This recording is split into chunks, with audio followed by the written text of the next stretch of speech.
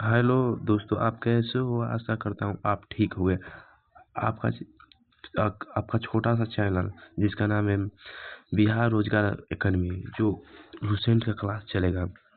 रोज जुड़िए और अच्छा से पढ़िए लुसेंट क्लास। आज का पहला क्लास है, देखेंगे सबसे अच्छा से अच्छा आपको समझाने का प्रयास करेंगे और आगे देखते हैं। आज का सब्जेक्ट है भारत का, माने भारत का इतिहास, प्राचीन इतिहास हम कह सकते हैं, प्राचीन इतिहास या भारत का इतिहास। चलिए स्टार्ट करते हैं। देखिए, इसका आज का टॉपिक है, आज का टॉपिक है भा, भारत का इतिहास। भारत का इतिहास, भारत का इतिहास क्या है क्या ना है, भारत के इतिहास में क्या है क्या ना है। चलिए देखते हैं। पहले इंट्रोडक्शन पढ़ लेते हैं, उसके बाद हम पढ़ते हैं। कल थोड़ा दूसरा ले लेते हैं, रेड। देखिए, उत्तर में हिमालय से लेकर, देखिए उत्तर में देखिए थोड़ा सा कट जाता है। उत्तर में हिमालय से लेकर दक्षिण में समुद्र तक फैला उपमहाद्वीप में समुद्र तक फैला उत्तर में हिमालय से लेकर दक्षिण में समुद्र तक फैला यह उपमहाद्वीप भारतवर्ष के नाम से जाना जाते हैं।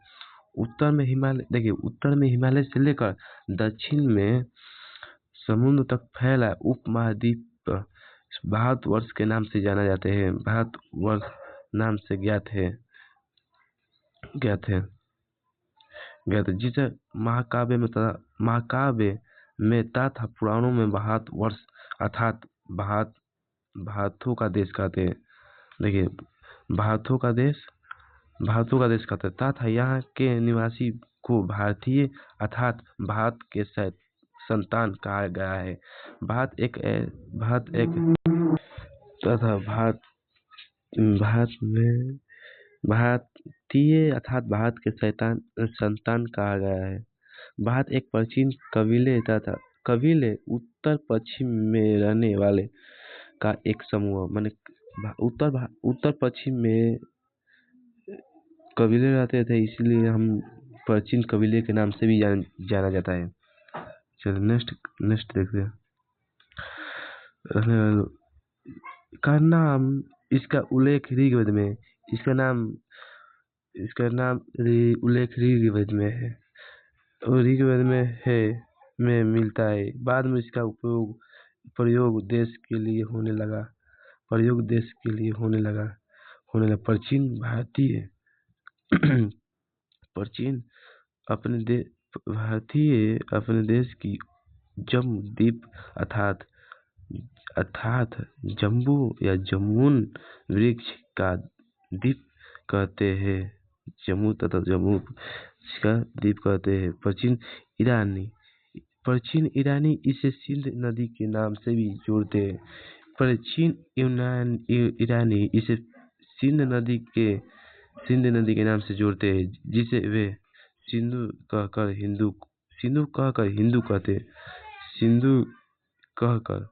हिंदू कहते थे। यही नाम पूरे पूरे पश्चिम में फैला है। इसका नाम पूरे पश्चिम में फैला है, चलो देखते हैं। पश्चिम में फैला है, देखिए यहाँ पर। और पूरे देश के इसी एक नदी का नाम जाना जाता है। पूरे देश में इस एक नदी के नाम से जाना जाता है, जाने लगा। यूनानी और ऋग्वेद पूरे देश की इसी नदी, पूरे देश में इसी नदी के नाम से जाना जाता है, जाने लगा। यूनानी इसे ईद और अरब में इसे हिंद कहते हैं। यूनानी इसे ईद और अरब में इसे हिंद कहते हैं। मध्यकाल में इस देश को हिंदुस्तान कहा जाने लगा, और यह शब्द भी फारसी शब्द का हिंदू से बना है। यूनानी भाषा ईद के आधार पर अंग्रेजी इसे इंडिया कहने लगा।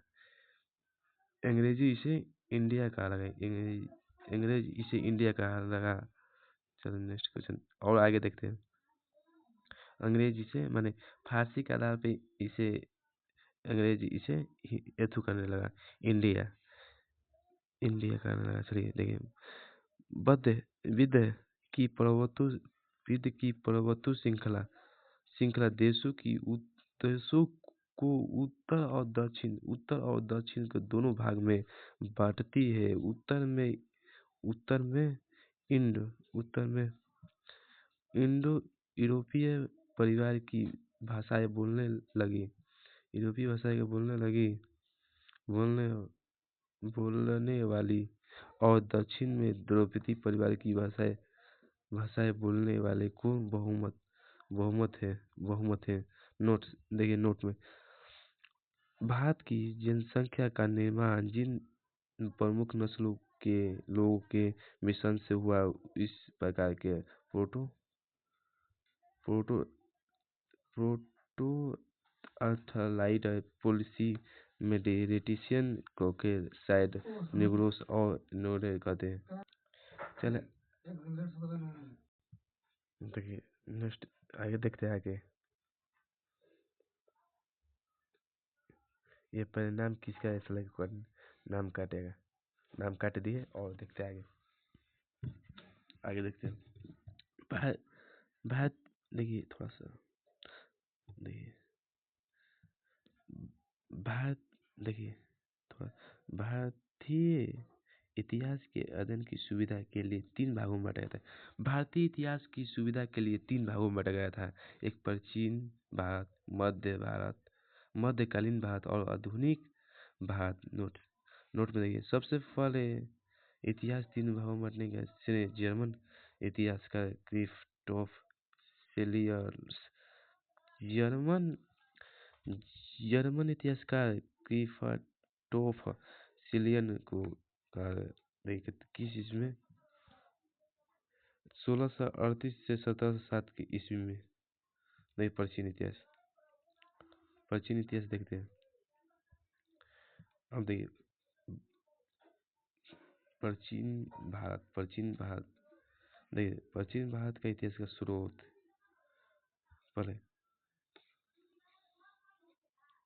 थोड़ा सा जूम कर लेते हैं थोड़ा सा जूम कर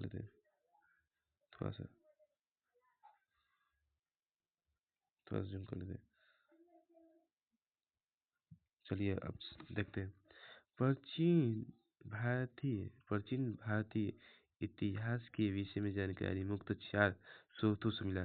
प्राचीन भारतीय इतिहास के विषय में जानकारी मुक्त 4 स्रोतों से प्राप्त होता है। पहला धर्म ग्रंथ, दूसरा का ऐतिहासिक ग्रंथ, चौथा विदेशी विवरण के आधार पर, चौथा पुरातात्विक संबंधी साक्ष्य। धर्म ग्रंथ जो हम लोग भगवत गीता या ऋग्वेद, ये धर्म ग्रंथ के बारे में कैसे जानते हैं, धर्म के बारे में कैसे, प्राचीन इतिहास के बारे में क्या क्या हुआ।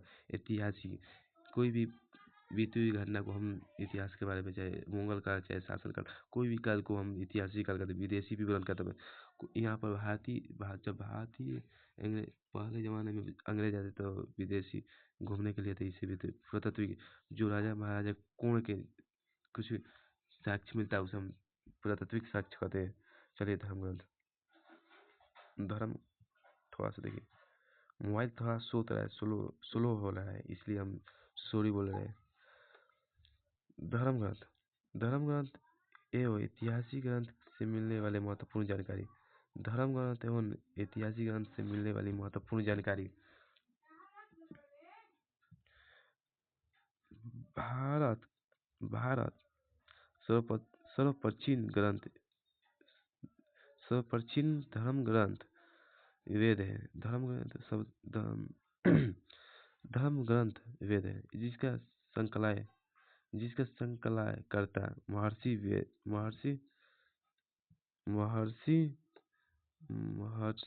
कृष्ण दयाचन वेद व्यास।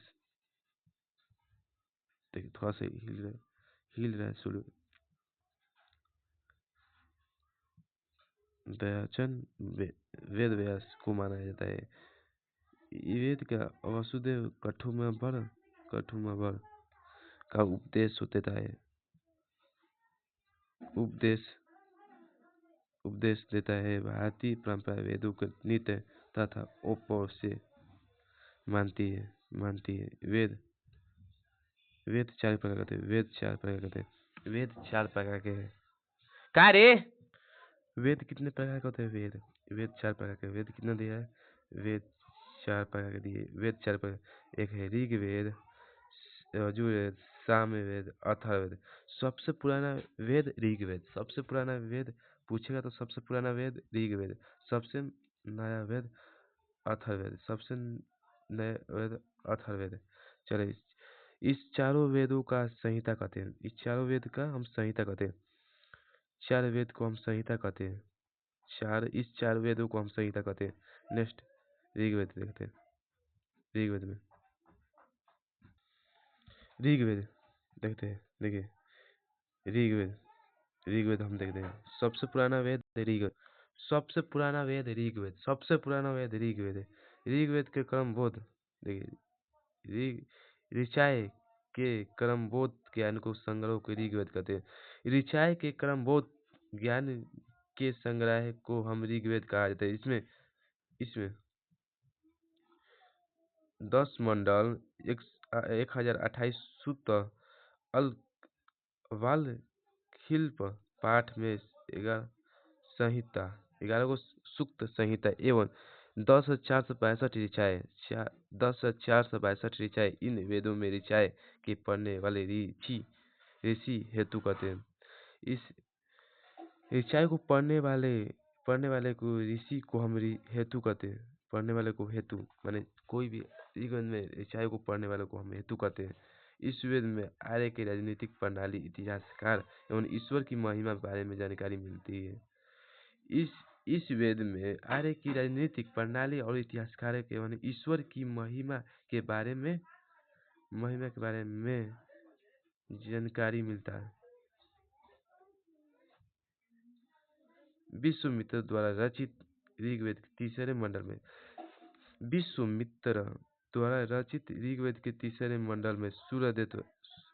तीसरे मंडल में क्या दिया है? सूर्य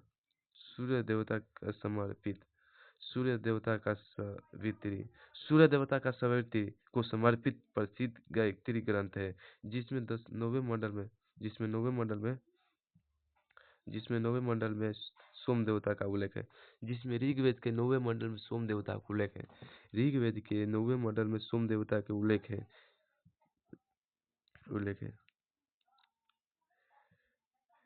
देखिए, इसके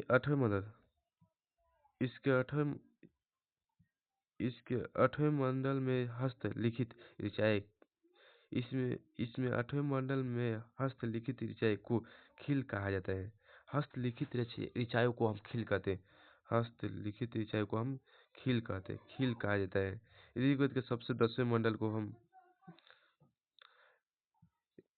ऋग्वेद के सबसे बड़ा 10वें मंडल को नंदी शास्त्री सूक्त, नदियों की प्रशासा पुरुष सूक्त, वैदिक समाजशास्त्रों को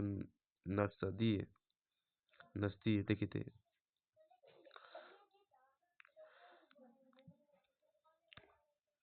सूक्त ब्राह्मण से सूजन के संबंधित विभिन्न अनुमान है। सूर्य सूक्त विवाहों का श्लोक है। 10वें में सूर्य सूक्त